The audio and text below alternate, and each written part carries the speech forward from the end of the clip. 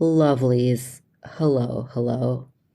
I just wanted to pop in here and say that the sound quality is not great on this recording. It was done through Zoom with limited equipment, but the conversation is so good. I really hope you'll stick around and listen.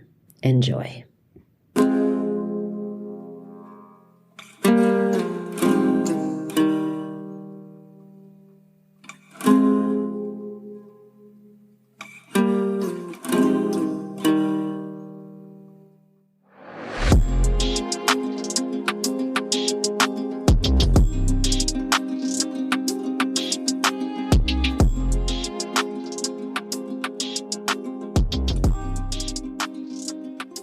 Hello, my darlings. Welcome to another episode of Ink Medicine.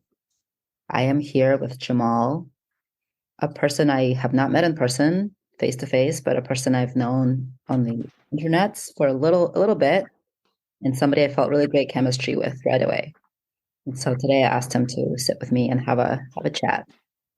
Will you please introduce yourself? Well, thank you so much for having me. It is a pleasure. And you come across people in your life that, though you've never met them in person, I say this to folks all the time, like Maisha Hill and I are very close. We have never met each other in person, but you just immediately know that they're good people. And so you're a great person, right? So I'm glad to be with you and sharing space and time with you. Um, Introduction, right? Jamal. I'm a whole ass human being with whole ass feelings that's joyously imperfect, and people call me an activist and several other things, but I think the best way to describe myself is just a whole ass human. Whole ass human, that's right. What are your pronouns? Him. Awesome. And you are in Texas, yes? Currently? Correct. In Houston? Yeah. Are you from there? Is that part of the world you're from? I'm from Louisiana. Yeah, I'm from Louisiana. I'm from a place called Lafayette. But currently, yeah, I guess I'd say Houston. I travel so much that I don't know, right? But yeah, absolutely. I identify as a gay male, certainly black gay male. The intersectionality there is certainly interesting in the world that we live in the times that we exist in, where people have decided to weaponize legislation as hate against people that they can't control. Yeah, it's like, it seems like we're doing better. And then here we are back in the 70s or the 60s or wherever the fuck we are in right now. That part, all of that. Yeah, absolutely. I think uh, Raphael Warnock, who, for the listeners, is a senator from Georgia. When he got elected, he is a minister. Um, no offense to anybody's religious sensibilities, because if you know me, you know that I respect everybody's right to exist in whichever way they want. But he said something that I found very interesting. He said, when a snake is dying, when you cut its head off, it writhes and wriggles, not because it's living, but because it's dying. And it made a ton of sense to me. That analogy made a whole lot of sense to me for a number of reasons. What I think we're encountering is the death of republicanism, the death of far right republicanism, particularly. Disproportionately young voters are not turned on by hateful rhetoric and trying to tell other people how to live their life. And that's borne out in the data around elections, right? And so, what we see, I think, from the right is desperation to keep control. And I think we just have to maintain a sense or modicum of courage and standing, because when we stand, we give permission for others to stand with us. And so I think we find ourselves in a very unique time with under some very unique circumstances. But I think they picked the right set of people to try this with, because this generation of folks isn't playing with them. Yeah, I mean, I think what you're saying is right, but I also am like, they've been dying a long time. They've been dying for way too long. It's been wriggling and writhing for way too long. I would think would be there by now. Agreed. Thanks for allowing me to get my cup of coffee, y'all. Micah's amazing. Most people be thrown off by that, but I need to get something in my body to keep me awake. Yeah, So, please. And also like this is I think of this space as like a conversation more than like an interview. I do have questions that I'm want to ask you and find out more about you, but it's don't feel like you have to be under a microscope, I guess. Yeah. That's not what how I do the podcast. well, I appreciate that. I appreciate you sharing the context, and I feel welcomed and like a friend. And so you have set the tone beautifully. But yeah, to your point, I think they have been. Um, I think we find ourselves in just this unique time where everybody is feeling the weight of um, the desperation of folks on the right. When you think about our trans brothers and sisters, when you think about people in the gay community as a whole, when you LGBTQIA plus community as a whole, when you think about people banning books about Rosa Parks and trying to get Princess and the Frog banned from being played at school, and you think about what's going on in Jackson, Mississippi, how the state let the water infrastructure there collapse like it was a third world country because the city's majority black. When you think about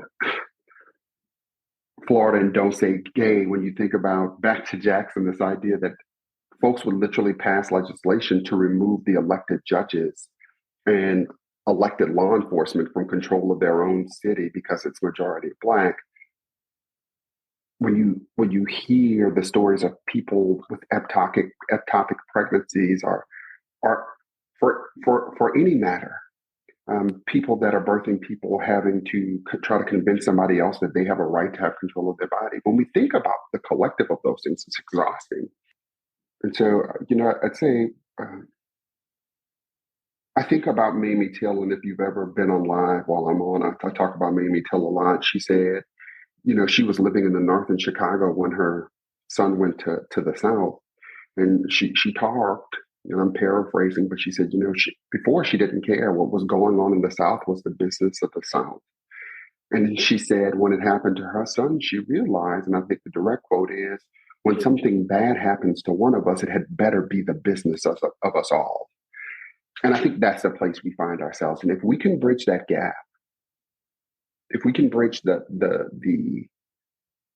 gap between people that have been put in the way of harm by folks that like to engage in hate and see beyond our circumstance, which is hard, right? Like when you're dealing with it, it's hard.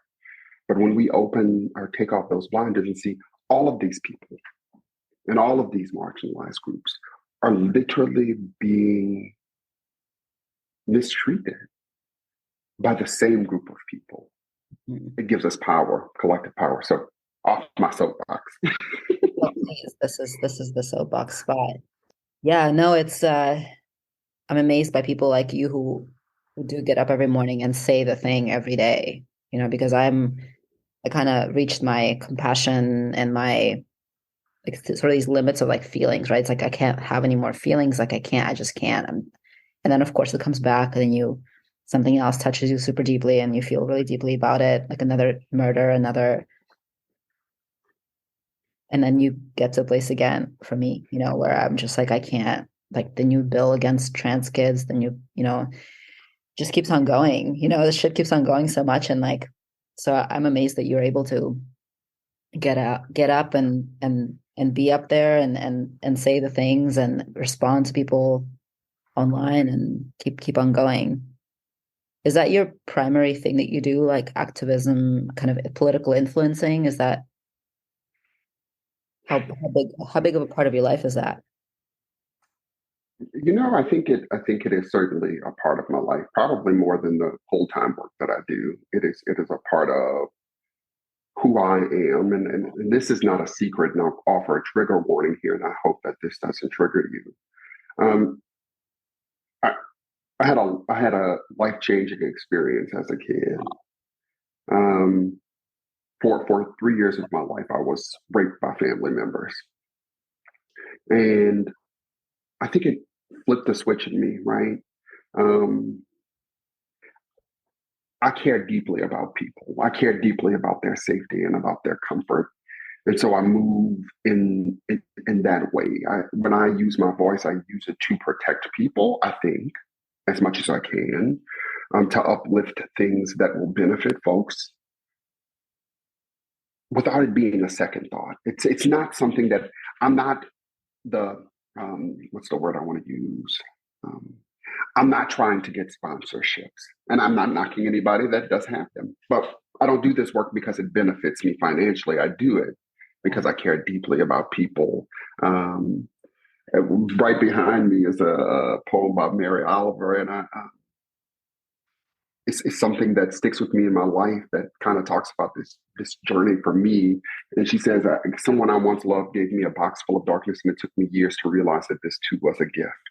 And the darkness in my life, though I wish I had not encountered it, I did, has been a gift that I seek to repay in the work that I do, if that makes sense. And so, yeah, I don't know. I think it's a lifestyle, right? Like, I think it just for me, it's like a lifestyle of a life of service to others without the expectation of something in return. And I feel like when you have a following that knows you on the internet, then you're not a product that people consume, you're a community. You can create a community out of that. And especially given the work that you do, it's not like you're out there being like, look at my nice outfit, right? You're saying the things, follow you, want to listen to the things, the important things, and they agree with you. Or maybe sometimes they disagree with you, but you're creating a community. Like I bet if you needed something, if you needed a resource, people would come and help you. I've definitely seen it in mine, and mine is much smaller of a following. Yeah, so that is absolutely true. People have shown up for me in countless ways, and when I wanted to go to a protest to be there on the ground, but didn't have the resources, people bought my plane ticket. Right when I wanted to, I think one day I put on there that I wanted to go on vacation, and somebody reached out and was like, "Where do you want to go? What do you want to do? How long do you want to be there? Let me help." And it's beautiful. So much. Yeah, and it means a lot because it isn't transactional, right? Like it isn't, oh, I'm doing this because you do that. It is people doing kind stuff because they care. And one of the things that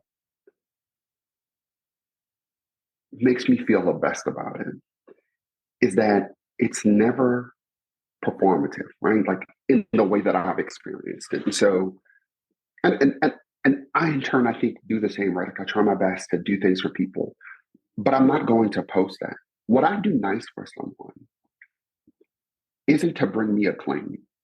Like, and that's the thing that blows my mind. I see some of these videos with, I'll use Mr. Beast for an example.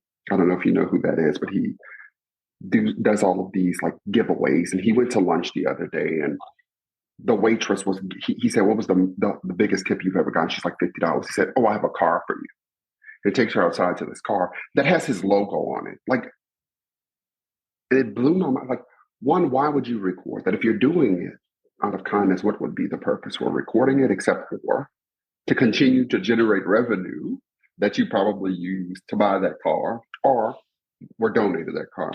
And so I try my best. And I think the thing that is so heartwarming for me is that people do it and don't expect, oh, I'm going to post that I did this. I'm going to post that I did. Quite the contrary. People like, please do not say I did this. Yeah. Please, like, I'd like for it to be private. And that reminds me of the goodness of people in this world. Yeah. A couple weeks ago, I was my birthday, and I'm not a big fan of my birthday, but I decided to use it in a way that felt like it was an opportunity. So I have a really close friend who's going through cancer and who can't work as she's going through this journey. She's, self-employed, no family wealth, etc. So she's like making do little by little. We're helping out. I'm over there with her, and anyway, but I posted on my Instagram and I said, "Hey, it's my birthday. If you would like to buy me a drink, please send me that $10, that $20, and I'll, give it to my friend." And I ended up raising $2,000. That's People beautiful. send me anything from like $7 to like 300. I was so touched, I was hoping to raise like 1,000, like to help her out with rent next month, but it was awesome, right? Like it made me feel so good. And yeah, it was not performative at all. It was just people being like, and some people knew me and people I've worked on, tattooed for a long time. And some people I've never tattooed. They just follow me and they tune in, to my stories. And it was so good and it made my birthday great. It made it kind of like a weird sort of day when I feel really ambivalent about to it became something great that day. That's beautiful. That's absolutely beautiful, and thank you for doing that work. Um, I really that's moving, and I am always amazed at the selflessness that I encounter from people in the internet streets, if you will, like folks just willing to help um, and uplift somebody else. And it is the crazy thing is it's the antithesis of what we see portrayed on the news all the time. It's just like the antithesis of that. It's exact opposite of what that you would think that the world was just this horrible place that did not have good people if you watch US news all the time. And it's not the truth. Like there are people that care deeply. And I think one of the things that we have to realize is like how do we elevate those voices to drown out the voices? Because the people perpetuating the hate that's being perpetuated are a small group of very loud and wrong people that hate themselves more than they hate the people that they're trying to target. And their existence has just become harmful to people because they can't control them. So anyway, I digress. No, it's so true. Well, I have a couple points to make to that effect. So, for one, I listen to Dan Savage. I've been listening to his podcast and reading his column and all that since I was like 13, 14 years old. And he drives it home a lot. He'll be like, some anti-gay legislators are generally gay and in the closet. And so he had a rant. I was listening to his podcast yesterday on my drive home, and he said, I forget the name, one of the current, I guess, the anti-drag bill people was found to be making comments and making like sexy emoji comments on some young gay boy's Instagram, like some 20-year-old. And then I did some interviews, and the kid was like, this guy who uses his official checked, verified Instagram, like some senator, has been making these comments on my Instagram thirst traps since I was 16 years old, since he was a child. Talk about, fucked up closet groomer, like not the out proud gay people, like this fucked up dude in the closet who's making anti-gay hate legislation. I mean, once again, and Dan talks about this all the time. But I was going to say also about like the sort of internet kindness. I think the big difference is people who know you versus people who don't know you. I posted some tattoos on TikTok. I started TikTok to see if I could get more attention onto my work and onto the podcast through TikTok as a funnel into Instagram. And one of them went viral. I got a 5.4 million views on one piece. And the amount of shit talking in my comments, the amount of like just people just being dicks, like for no reason, right? Just being like, this tattoo sucks. This will be gone in a few years. Like this is all blown out. Like none of it is true, first of all. But just like the amount of Mhm. people willing to talk shit, and then when other people were like, why are you being a dick? People being like, don't be so soft. It's just the internet. It's like, no, there's people behind every post. Like, I don't have a team of social media managers, Like I'm a person, my client's a person. Like, why be a dick? But people just like are, and if you say something like you're being a dick, they'll be like, oh, your ego can't handle the truth. Like, no, actually you're just being a dick. Like I could just block you or whatever. But that amount of attention, like 5.4 million views, people stop feeling like there's a real person there. And then they become dicks, you know? Have you had that happen with any of your stuff where people just like forgot that you're human? Oh, all the time. I mean, I can't tell you how many times people have called me horrible things in my inbox, from the F word to the N word, you name it, I've been called it. My go to though is I've been called worse by better people. So, like folks are going to talk shit. And here's the thing: the internet. particularly the fact that folks can say vile and horrible things without showing their face, has become the new KKK hood. Folks can be anonymously horrible humans. And when they get caught or somebody tracks them down, then they want to be a victim, right? Like this victimization on the right is the funniest thing that I've ever seen. They are so desperate to be marginalized because they they they they have become akin to taking everything that has some what they perceive to be benefit to it. So why not be a victim, right? Like why not act like a victim because it benefits me? And so they'll say, "Oh, well, it was just the internet," right? To your point. And I think when we think that through, you got to think through who you have to be as a human, as a whole human existing in this world to create an account for the sole purpose of creating and generating hate. Like, what are you doing? What is going on in your life that you can sit down and go and attack your example for a reason, a tattoo artist? Like, but you also have these other people, and I want to say this very carefully because I say this a lot, but I need to name it because I think it's very true about what's going on our side of what is going on in this world that creates this division that exists. We also have people on our side of this fight that will nitpick to fucking shit anything everybody says merely because it gives them clout, right? Like it makes them look important. And I'm going to give you an example. And I want to be very deliberate about this choice of words because I'm trying to paint a picture and my intent is not to be harmful. And so if it is that way, if that's my impact, I certainly want you to tell me, Michael. But I want to use this example because it's the truest example. People were saying women should have the right to choose when it came to Roe v. Wade being overturned. I use the term birthing person. I do because it's more appropriate. But I find issue or take issue with people eviscerating folks for not knowing the language. And we're talking about people that are not of our generation. We're talking about older people who are actually fucking trying to help. They don't know better. Not like they don't know better and they're doing something extremely harmful or intentionally trying to erase the existence of people. We're talking about people who are saying, I stand with you. People that can have children should have the right to abortion. By their words, they're not suggesting, right, in my opinion, that people that identify as men that can get pregnant shouldn't be able to have access to reproductive health care. Of course. They're saying that they believe, yeah, like that's not what they're saying. But people on the internet were just taking people's posts, reposting it, and eviscerating them instead of going to them and saying, hey, this is the new language.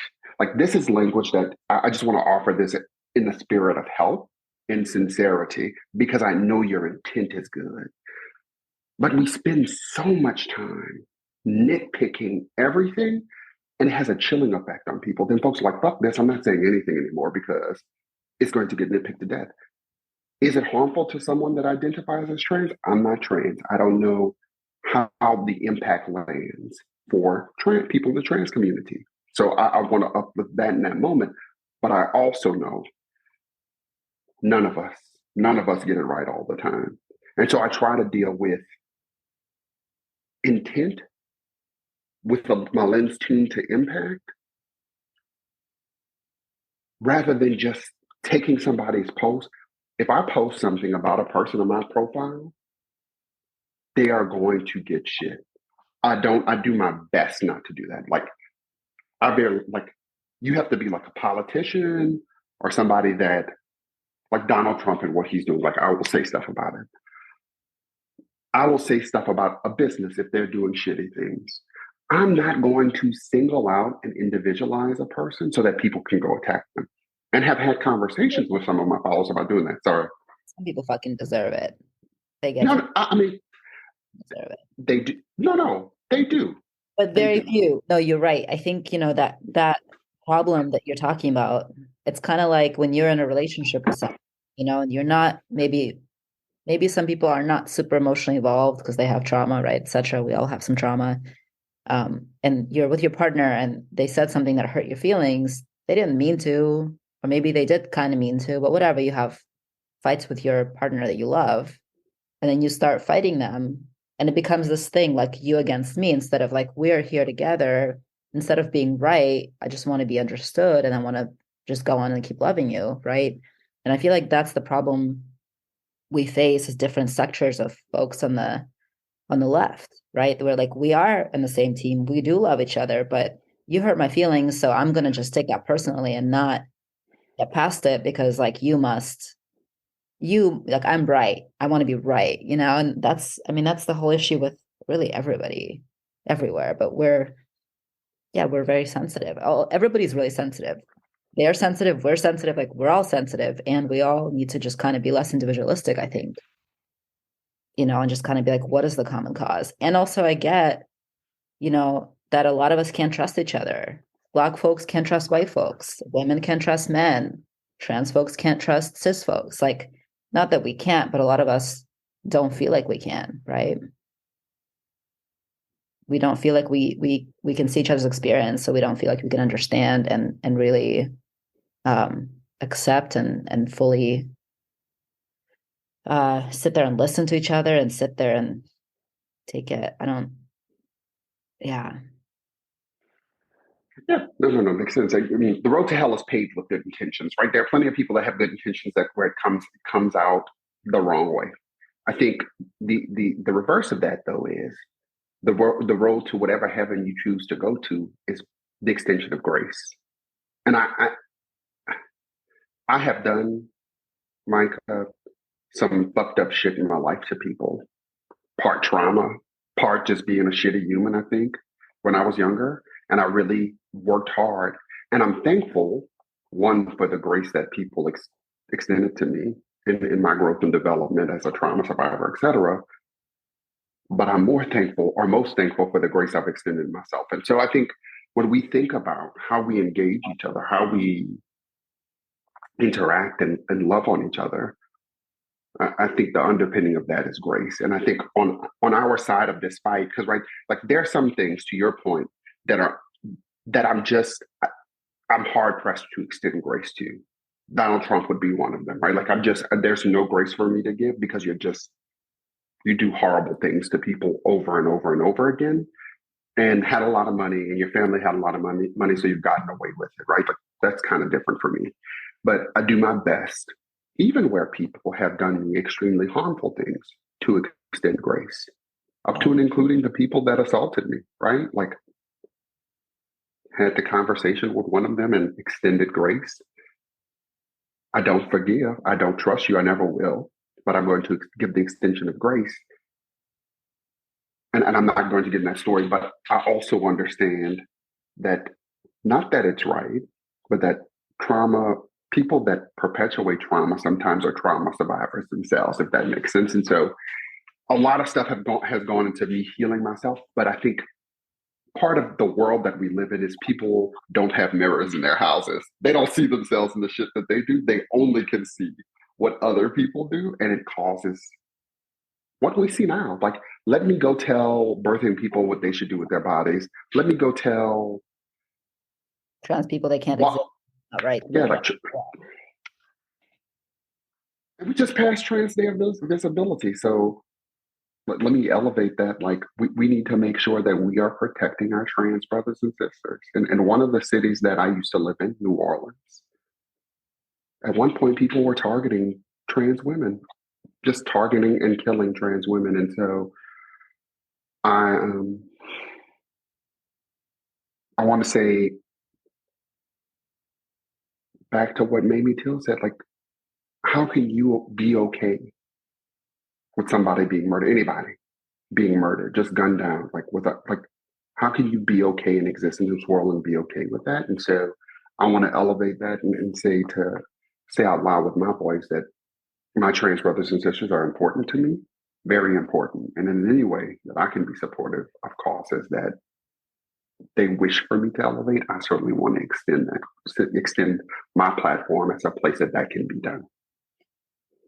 So I can understand more someone like you who's just done so much, clearly so much work and who wants to live in peace with yourself, extending grace to somebody who abused you. I can understand that more, in a way like I can be like, okay, you extending grace to this person. I can extend grace to this person because you did, right?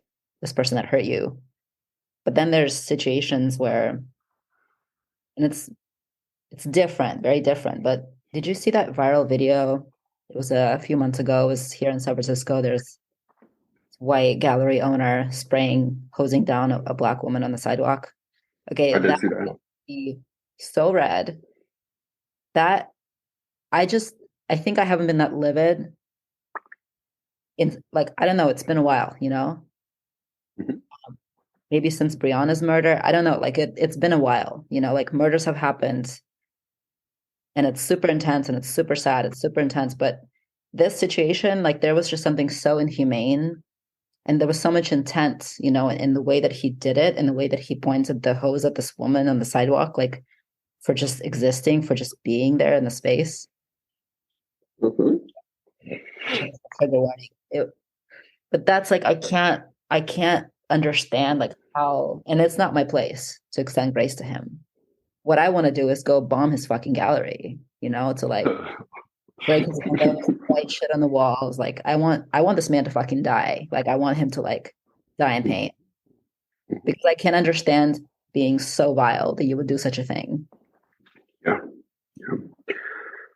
So I think you said the most beautiful part of what you just said is that the extension of grace in that situation doesn't belong to you, right? Like it belongs to the person that was hosed down. And in those moments where I am in a situation where harm has been perpetuated against a person, my first responsibility is to the health and wholeness of that person, the person that was harmed, right?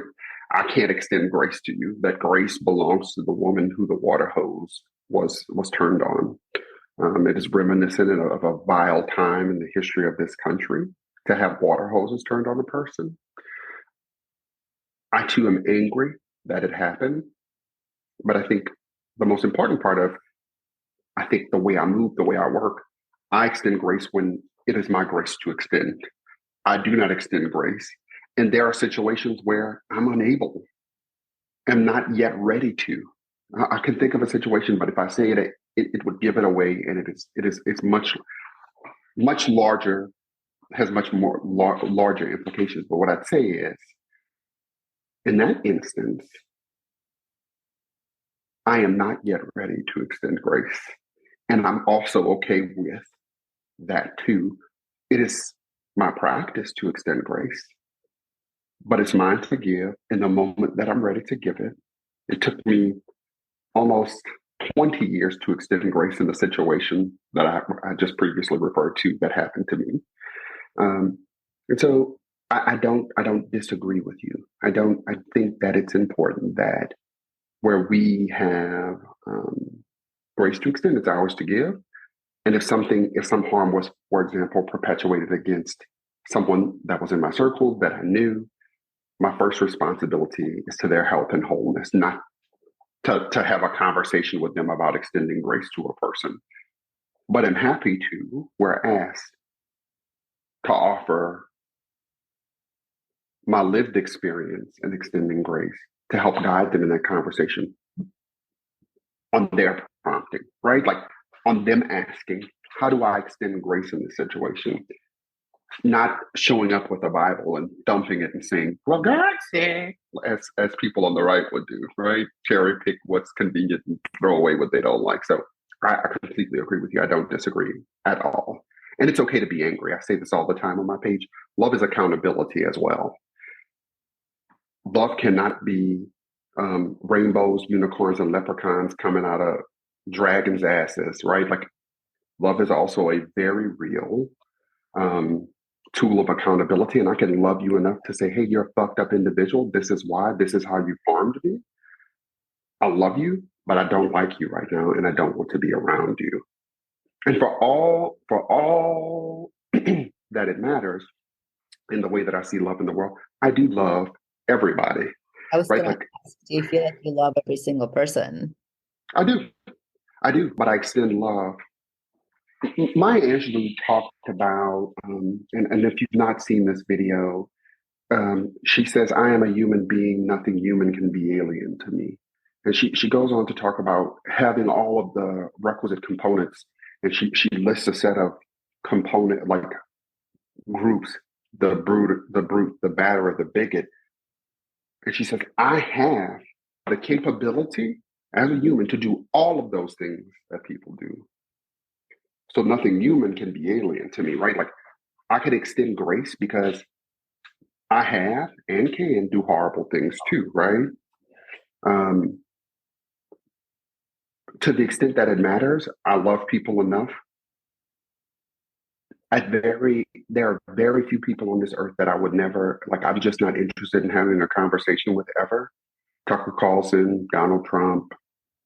But something happened to their kid, my heart would hurt because it's a kid, and that kid doesn't deserve that existence. If something happened to them, they fell out of a window. Like they're human enough for me to have sympathy and compassion. And I say this too all the time on my page. If I hate like they hate, what separates me from being them? What separates me from being them? I am them with a different coat on, and I refuse. I will not offer them abandoning who I am because they want they hate me so much that they want me to hate them back. Will not give it to them. I guess I see it as a difference of like if I hate them, I hate them individually for exactly what they have done, or they hate me in general for being an immigrant, for being a queer, for being a trans spectrum person, for being Mm-hmm. that it's like my hate is particular, their hate is in general. And I guess I feel better about that. But no, I mean, you're right. It separates us from our own humanity. But it's so hard to not, like this man with the hose. I was just like, if I had access to you, I would say some things, I would do some things. Yeah, no, I mean that visceral response is human, right? Like wanting to protect somebody. I'm sure if I were there, I would have probably been physical with him, right? Like just Yeah, so that I'm saying that, like in yeah, that moment, yeah, my visceral response would be to protect at all costs yeah. I and would stop stop. harm. Yeah, And listen, this is the other thing that I say to people all the time.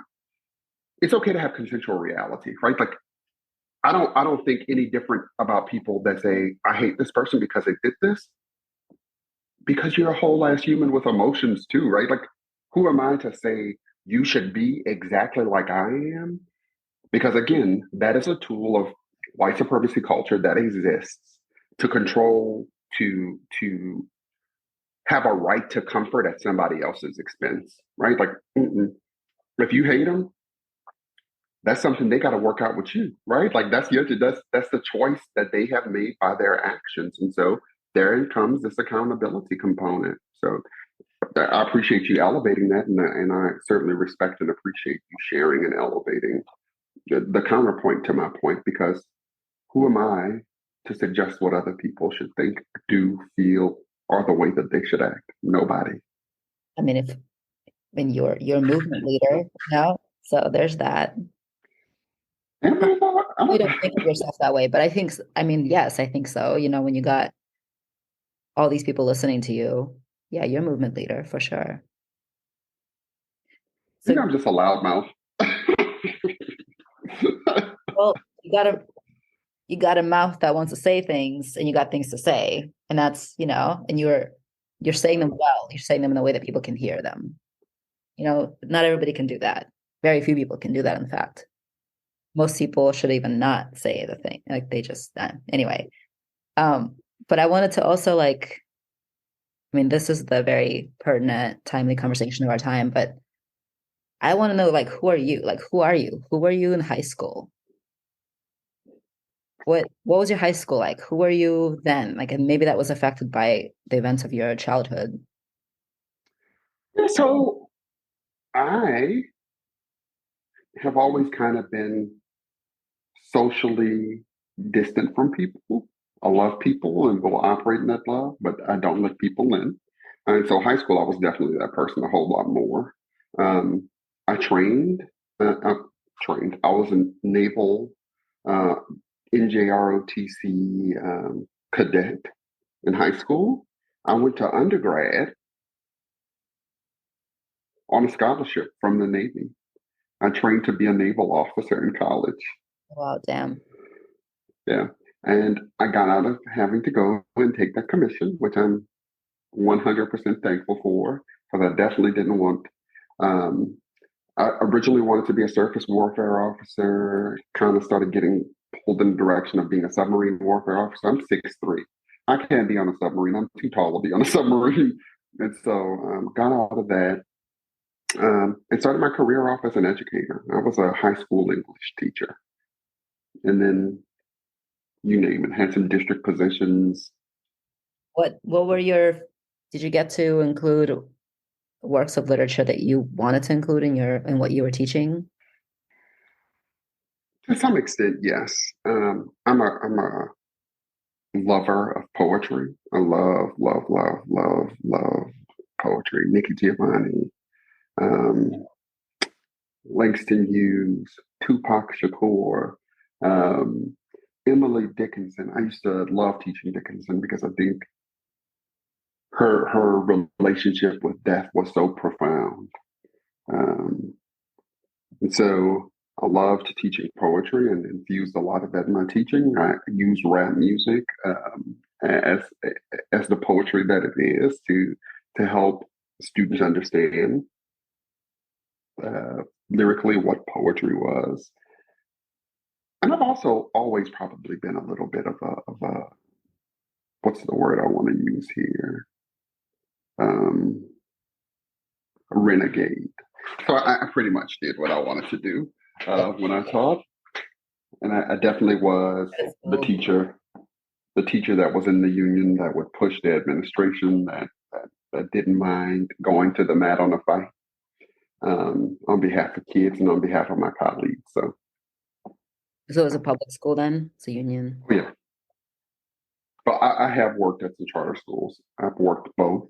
I've worked charter and traditional public, and each of those bring um, some very unique differences. What happened, for example, in New Orleans is a travesty. They have destroyed New Orleans public schools. If you look, the district is like 90 something percent charter school, and they are not making academic progress for students, and then they get closed by the state for not having what they need for children, and then they close it down, and another organization pops up miraculously with the very same people that ran the last one and open a new one. It is charter schools, particularly when they are created for minority students, are very, very interesting places. And I don't want to get too far off into this, but I'd say two things have been very true that I realize when we think about what charter schools did. It's a school to prison pipeline. Um, Having students have hand signals to go to the bathroom is strange to me. Having them walk on one side of the hallway without free will was strange to me. And then you look at some of these people in New Orleans, this was a prime example. There was a charter school executive director whose child did not attend the charter school that she was running. And so if this school isn't good enough for your child, then how is it good enough for these other children? And then when they dug further, what they found was that her child was in a Montessori school. And if you know anything about the Montessori model, it is free will. Students go to the bathroom on their own. They're taught to just exist on their own without needing people to ask permission for every single thing that they do. And so when we think about how some charters operate, we find them to mimic greater society in terms of the duality of society, how there are different rules for the rich. I don't even know how I got down that rabbit hole. You're not teaching now, or you're still teaching? I'm not. Is that what made you leave? Like the disparity and the lack of resources? Mm, I think I just decided to do something different. Mm. I think I just decided to do something different. To So what are you doing? a little of this and a little of that. Okay, cool. I do some project management work. Really good with systems, processes, procedures, and that sort of stuff. Um, we didn't talk about any tattoo stuff, and we're on ink medicine. Tell me, do you have tattoos, or was this your first one, going to be a first one when you first approached me in the summer? I have about 10 or 11. Okay, you have a bunch of tattoos. Yeah, yeah, I do have a ton of tattoos. What has what have that ability to decorate your body permanently? What has that meant to you in your life?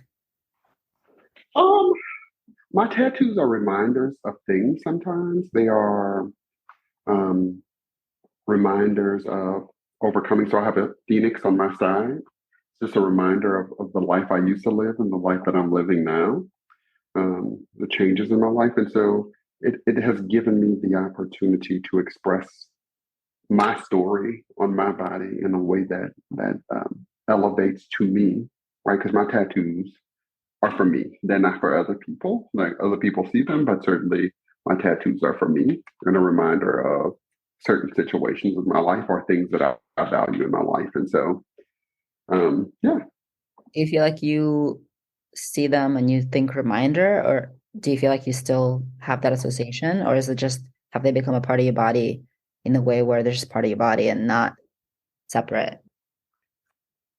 every time I see them, I am reminded of certain things in my life.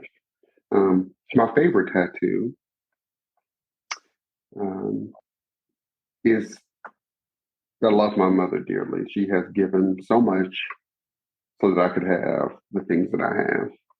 So my favorite tattoo is her signature.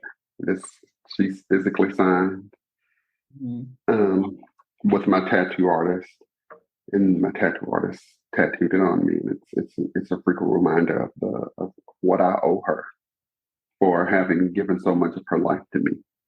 Mhm. Yeah. Beautiful. Is she still alive? Yes, yes, Um, yes, yes. how did you how did you find me last summer when you I decided? looked, I looked online to see. Honestly, and this is true in every industry. Um, and I'll use myself for an example. Folks will reach out to me and I respond. I try my best to respond to people that message me on Instagram, and people are always amazed by that.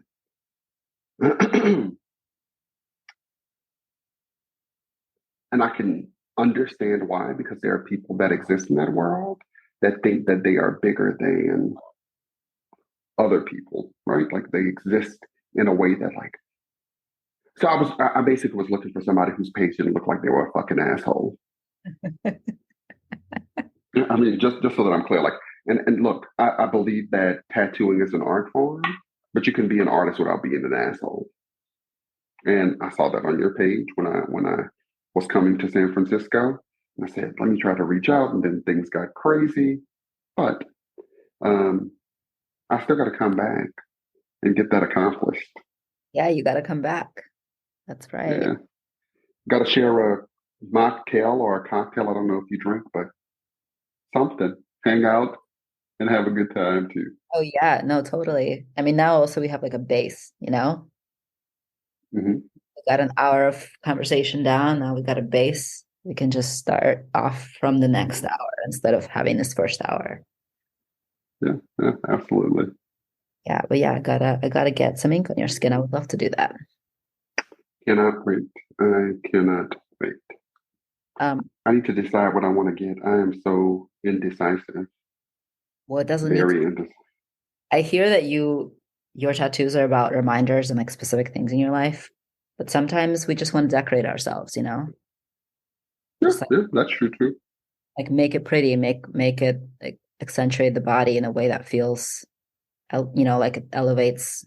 who you are from the inside to the outside, kind of enhances the spirit physically. Absolutely agree. Absolutely agree with that. They don't all need to be deeply meaningful. They can just be like about the energy, you know. Yeah, yeah, absolutely. How was your trip to, you went to Amsterdam, right? I went to Berlin. Berlin, there it is. That was How was amazing. Berlin? Berlin's fucking amazing. It's just like one of my oh, that's so I think the thing that I like the most about it is that no one gives a shit about you there in the best way. You know, like I live in the Bay Area. Like it's not like people really stare at me, but I notice that people will still kind of be like, especially now with like the current shit show situation and the pronouns and everybody being angry about the pronouns.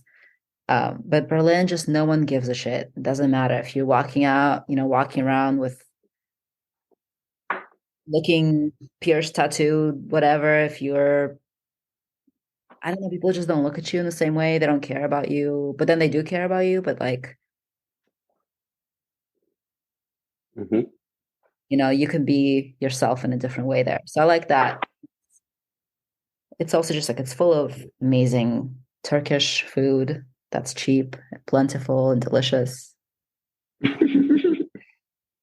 There's cafes everywhere. There's spa like oh they also really like to use the spaces. They like to reuse the spaces. So like they have this old airport in the middle of Berlin that's no longer an airport. That's just space for people to be. The whole flight field is just space. Nobody built a mall on it. Nobody built a parking lot on it. People just get to use that space however they want. And that's what I like about Berlin. It's a city for the people in a way that no city in the States feels like it is. Yeah. And it's gay, it's so gay friendly, being gay there is a good thing. Like people coexist there really well too. There's Berliners with immigrants with, all different kinds of folks there. Yeah. And the originally, I started going to Berlin because I had a I had a lover for a few years who lived there. And I remember coming in the summer and their pride was alternative pride. It wasn't, they didn't have all the corporate shit that we have here for pride. It was all alternative pride. It was a big march. It was still very political. And their contingent of people of color included immigrants, which I really liked because there's like sort of this separation here of immigrants and people of color, but like we could share space in a different way. Like people don't have to say like I'm also a person of color if they're not, but like being an immigrant is its own experience. But there, people share space in that way. That's Yeah. powerful. That's really powerful. Yeah. And there's just, the city is full of art. I mean, there's art everywhere. There's public art everywhere. I highly recommend, I would say, not that I've been everywhere all over Europe, but where I have been in Europe, Berlin remains at the very top of the cities. I'll have to check it out, go out there and go to the clubs and experience the nightlife, which I enjoy doing. I love a good, I love a good bar, not a good club. I don't know the dance, but I definitely enjoy a good craft cocktail or a regular old beer sometimes. I mean, the gay man scene there is like it's stellar. It's like the best. Yeah. Or like if you're into kink, any kind of like sexuality stuff, but gay men really this is the place to be, for gay men. uh, Yeah. I'll definitely have to check it out. Yeah. I'll be excited to hear what you think of it. Also, like yeah, like anytime I'd go to Berlin, anytime. The best tattoo, there's some amazing tattoo art coming out of Berlin. Like over the years, the stuff I'd see online that was the most innovative, the most interesting, the most artistic was coming out of Berlin. Yeah, It's, that's dope.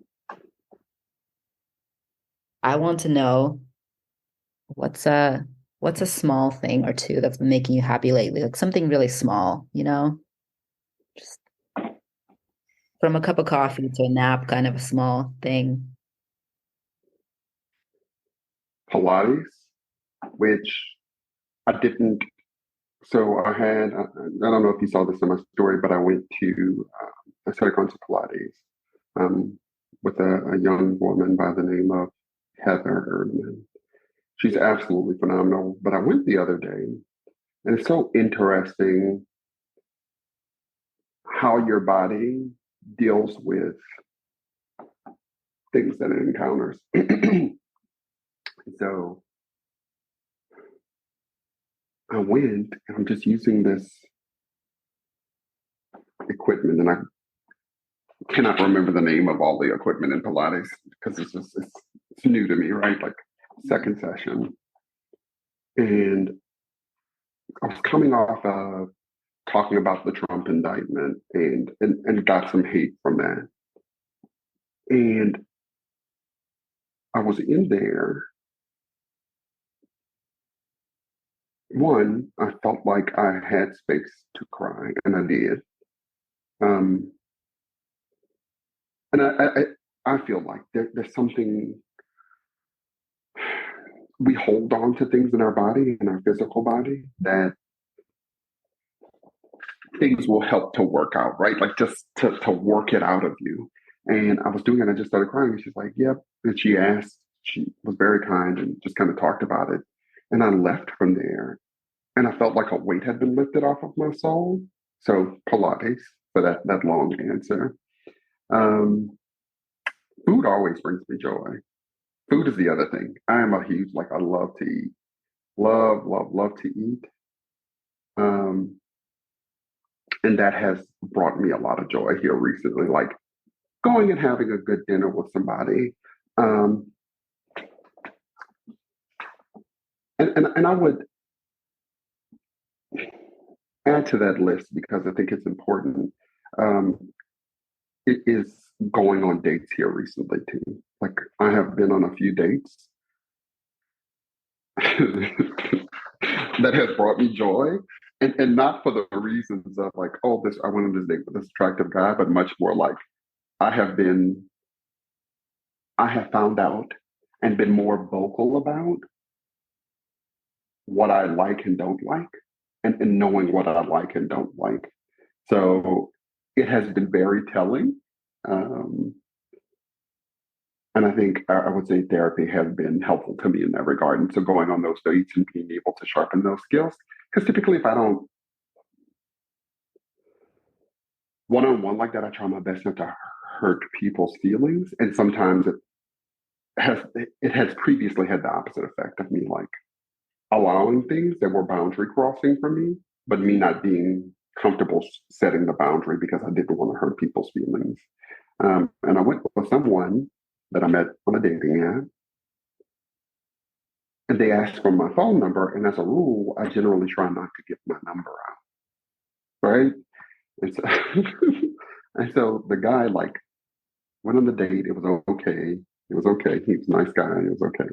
But he wanted my number, and he asked a couple of times. And then I finally said to him, I said, I have told you no twice now. And I want to set this boundary very clearly for you, right? Like the answer is no. Please don't ask me again because now it's crossing a boundary for me. And when I'm ready to share my phone number with you, I will. Right? And so that has brought me joy being able to say no to people, right? Like in situations where I'm most uncomfortable and typically in physical or dating situations, my trauma shows up the greatest. So anyway, sorry, that's a very long answer to that Oh, question. that's But awesome. those are two.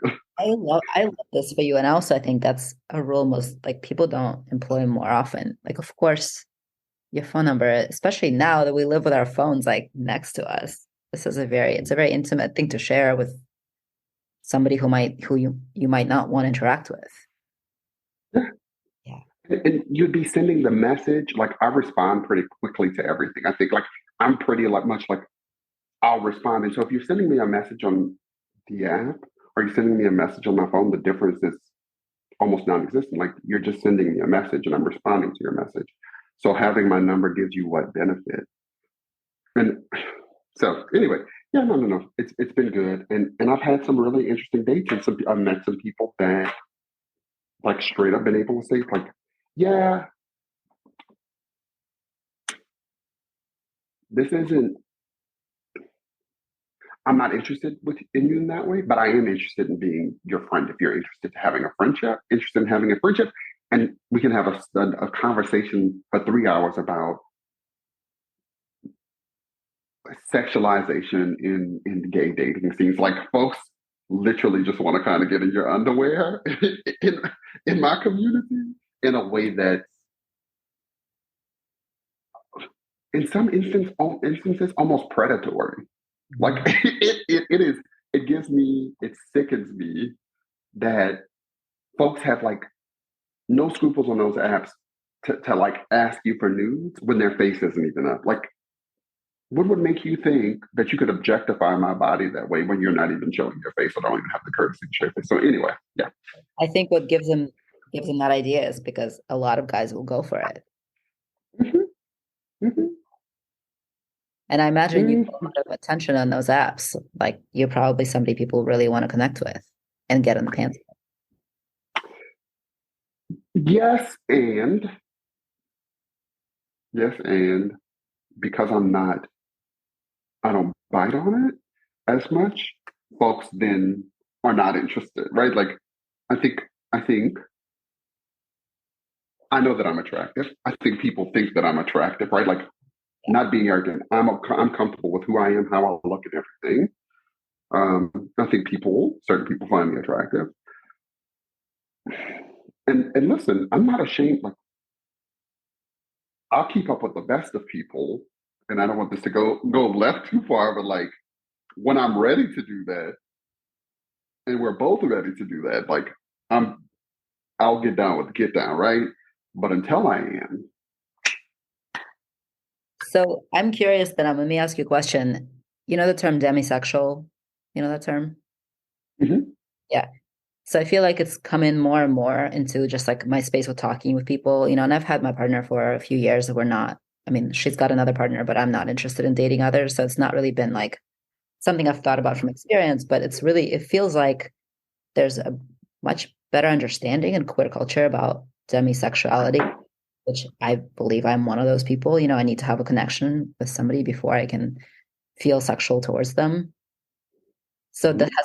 has that consciousness entered the gay men's world, or is that mostly here on the kind of more queer, non-binary, lesbian sort of scene side? So I'll say this. Yeah, I think to some extent it has. I think for me, and what I'm describing, it is much more like an issue of consent, right? Like of mutual consent around sex than it is me having to have I don't want to be objectified.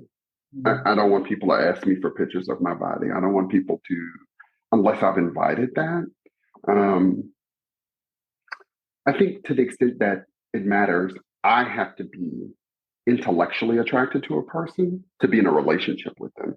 I certainly have and have had friends with benefits, right? Like we're never going to be a couple. We just our worlds don't align that way. And they know it, and it's again consensual in that way. I think whomever I end up with for the rest of my life will need to we will both need to elevate each other or stimulate each other intellectually. It's like a good conversation on politics does it for me, right? It doesn't do it for everybody, but a good conversation on politics does it for me. Um, Turn me on that way.